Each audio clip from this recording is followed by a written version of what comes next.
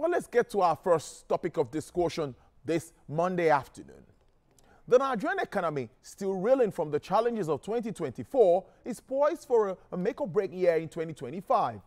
Well, Mr. Olusegun Zaccheaus, a partner and lead for strategy West Africa at PricewaterhouseCoopers, revealed during an executive roundtable which held in Lagos.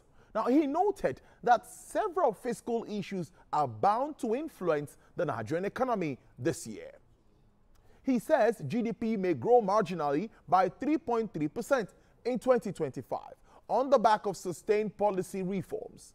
Albeit growth prospects may be limited by elevated economic pressures. He noted that fiscal sustainability concerns may remain elevated, given debt servicing costs and a high fiscal deficit of 7.6%, which exceeded the budget limit of 3.8% in the year 2024.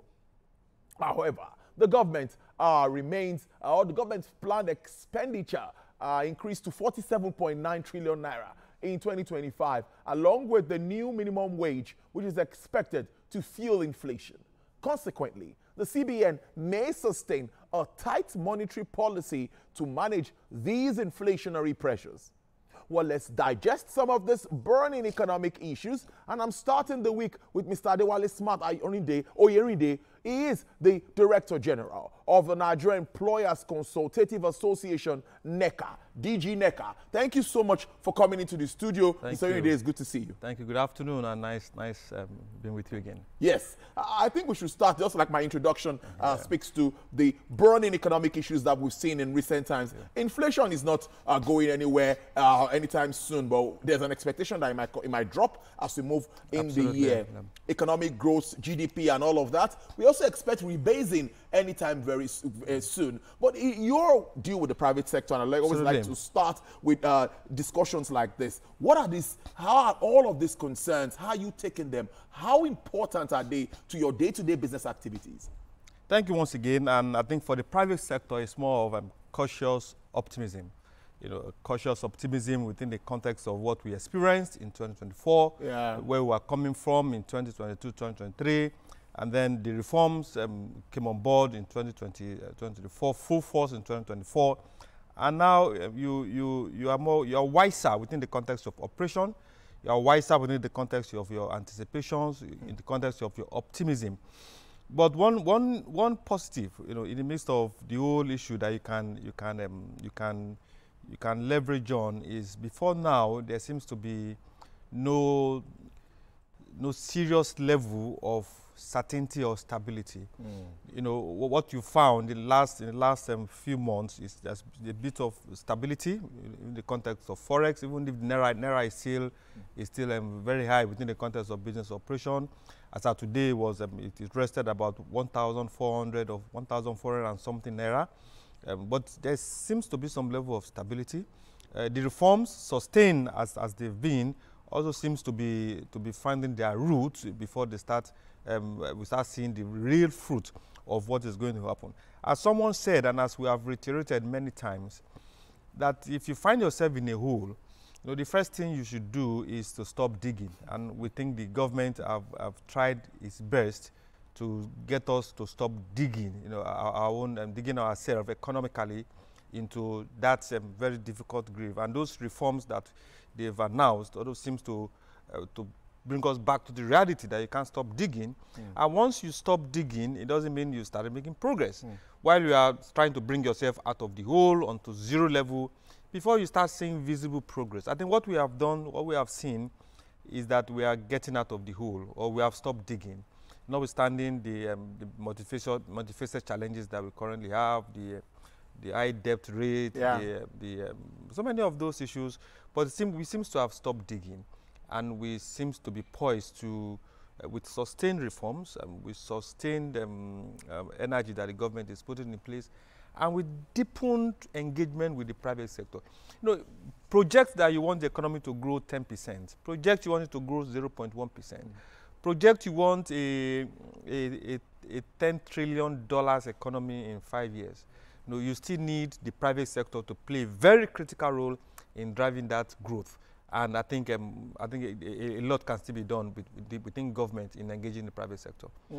That is deep, of course. That engagement is very, very important. And that takes me to my next question, where we look at issues around federal government's policies. We assess these policies all through 2024. Of course, it's not news anymore. The removal of fuel subsidy and, of course, liberalization of the foreign exchange market, which has opened up the entire space. We see a bit of stability in that market. You also identified that, or alluded to that in your first submission. But my question really to you this time would be, what sort of intervention should we be looking at?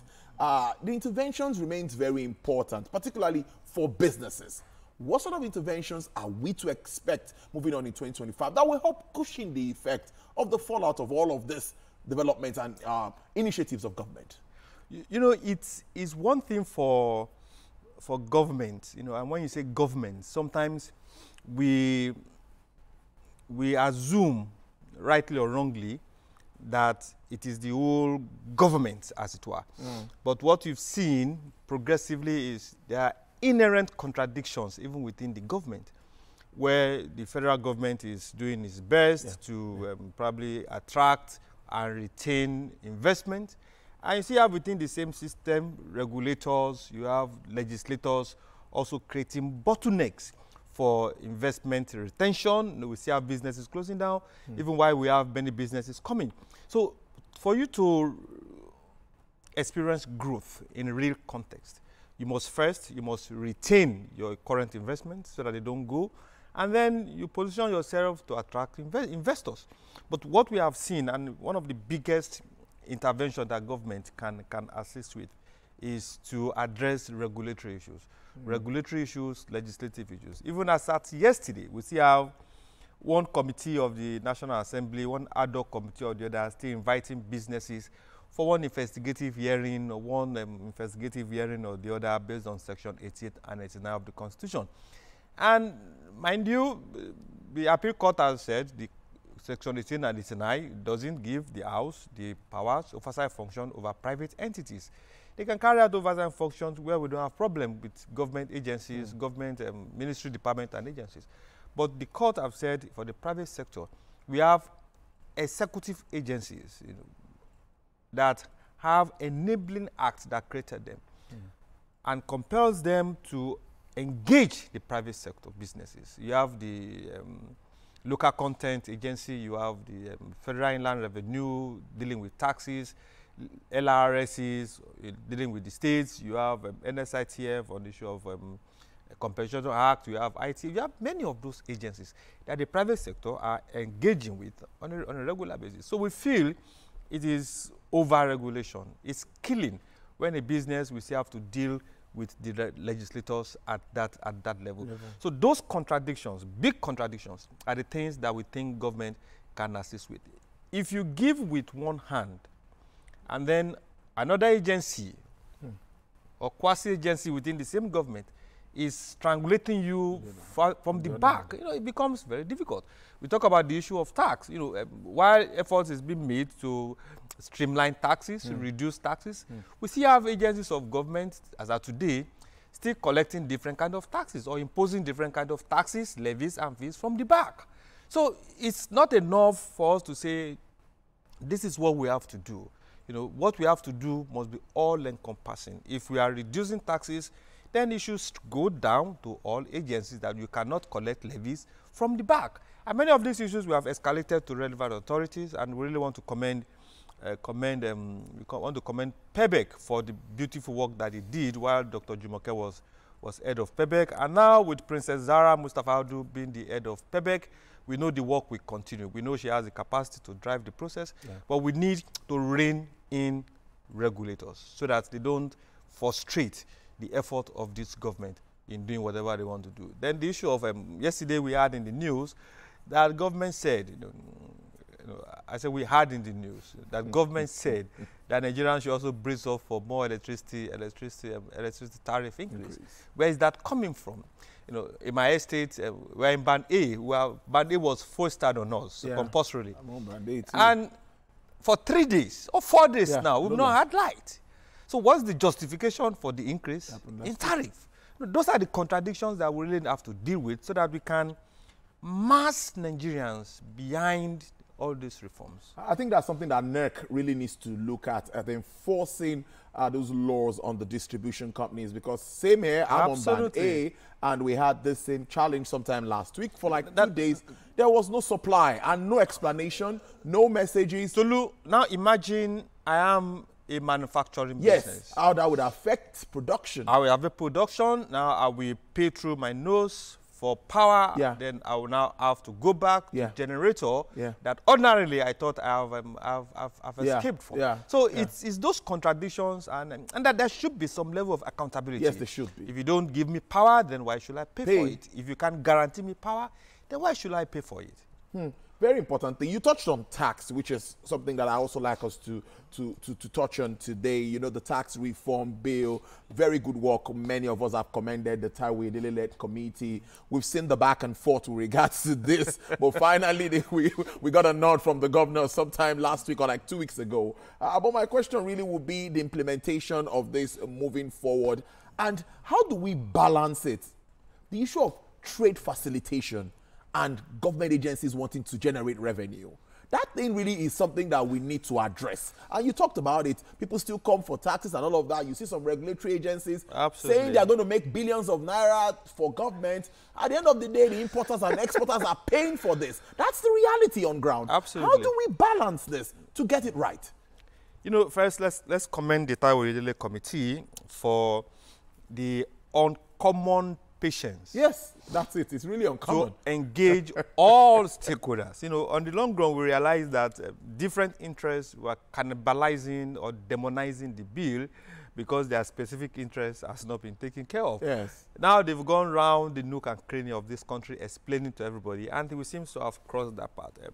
We heard that the bill will be passed in the second quarter, and then implementation will start by July. Hopefully, that will see the light of the day. But the issue of trade facilitation, and as the in your earlier report, you mentioned the comment by the Minister of State for Trade, and I think there is a ministry that is actually doing quite a lot to mobilize the manufacturing industry to fulfill the potential that we think can fulfill. Is the Ministry of Industry, Trade and Investment. You know, we were at an event on Friday where one of our members came up with another novel platform, you know, to repackage PEP bottles, you know. And those are the challenges that we have faced. Now, what we have to do is to deliberately and definitively encourage businesses like that. What we have to do is to definitively and deliberately encourage the manufacturers. Deepen the context of backward integration, you know, because doing backward integration will also give you the opportunity of reducing the tax for forex that we currently have. But you cannot achieve all this. You know, if a company is doing its best to ensure productivity increases, to ensure we meet our local produce, to ensure we can feed ourselves or produce what we can basically use and also export, then the regulators must play their part. You know, we have this regulatory forum that came up during PEBEC, during that was last year, where the Vice President inaugurated the regulatory forum. I think that forum can do quite a lot, you know, in creating that kind of balance that we have. Because if you deal with productivity, if you deal with business sustainability, and you don't deal with the regulatory issues at the back, then the regulatory issues you refuse to deal with will cancel out whatever benefit or profit you think you are making at the business front. And everything goes back. And unfortunately, you know, and this is the sad part of it, you know, everything goes back to those that we think we are trying to protect. Because if a regulator should squeeze the business, if a legislator, for whatever reason, should squeeze the business, if the environment remain inhospitable for the business, if cost of power continue to increase, if the cost of input continue to increase, if the environment generally becomes a bit hostile, two things will most likely happen. One, the business that cannot withstand the pressure will most likely leave. Yeah. And once the business leaves, you increase the potential of unemployment to increase.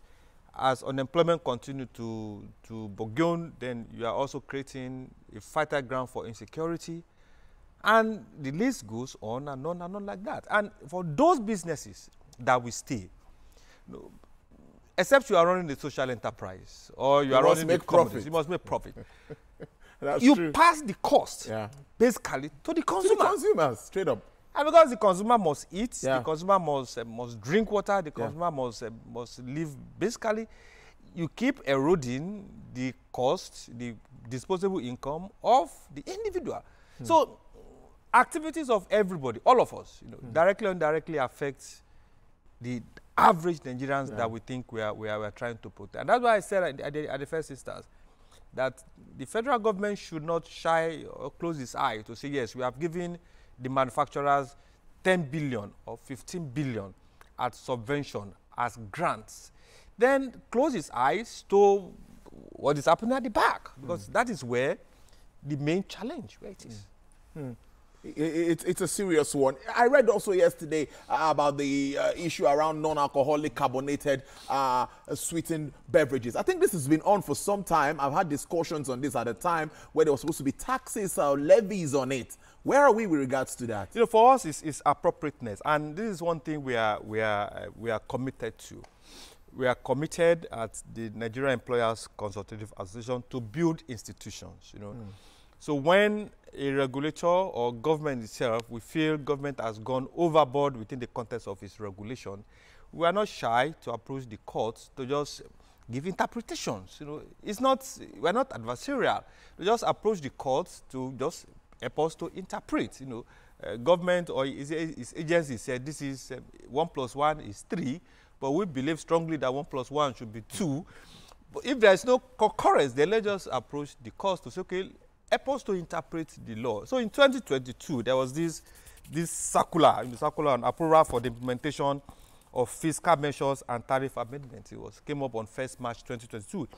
And we feel it's burdensome. And then we approached the Honorable Minister of Finance then in 2022, and I think government felt, look, it's government. They can go ahead and do whatever they want to do. So we approached the courts for implementation, for interpretation of that circular. If it's justiciable, we believe strongly it is null and void, and it adds more burden to organized businesses. And we went to court. And last week, we got the judgment. The court nullified the circular and basically AFAM granted us all our prayers, which about 200 or 300,000 naira cost to the defendant. So for us, it's about testing it.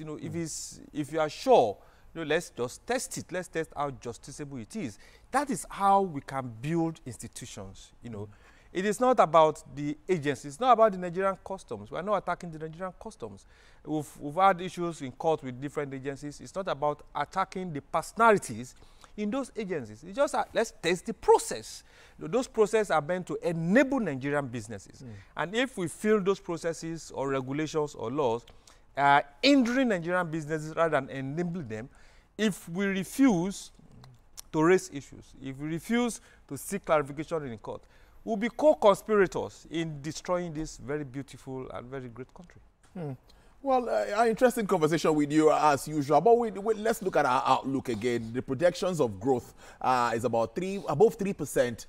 We have a budget also that everyone says is a bit ambitious, but government is saying, no, this is gonna happen, crude production and all of that. NNPC is doing their best to try to ramp up production because Trump is on that side and we don't know what might happen. The price of crude might dwindle, and if it happens, if we increase production, we might be able to merge up. But in your look, in your thoughts, what do you think it's the outlook? If it's business as usual, things change, things work the way government expects, private sector expectations, what are you thinking? Well, I think the fear of Trump is now honestly the beginning of wisdom for many countries. So everybody is looking back to say, okay, how do we accommodate the shock that will likely come? And it's with due respect, is unpredictable nature also puts many hitherto complacent countries on their toes to say, look, if Trump is protectionist in his policies, then what do we do to also protect ourselves so that his action will not negatively expose our inadequacies? Yes. So for us, I think for the private sector, as I mentioned earlier, whether we project 3% growth, whether we project 2% growth, or 1% growth, or 10% growth, I think the key factor is how do we enable the drivers of the economy, which to a large extent still boils down to the private sector. True. Talk of GDP growth, it boils down to the private sector. Unemployment, it boils down to the private sector. So how do we marry the government policies to make it business friendly? Like I said, policies are not ends on their own. They are a means to an end. So they must enable those that they are supposed to enable in such a way that their output will help government to meet its long-term objective, its short, medium, and long-term objective. If that is not done, there will always be this disconnect between the policy and those that the policies are meant to enable. So for us, it's clear.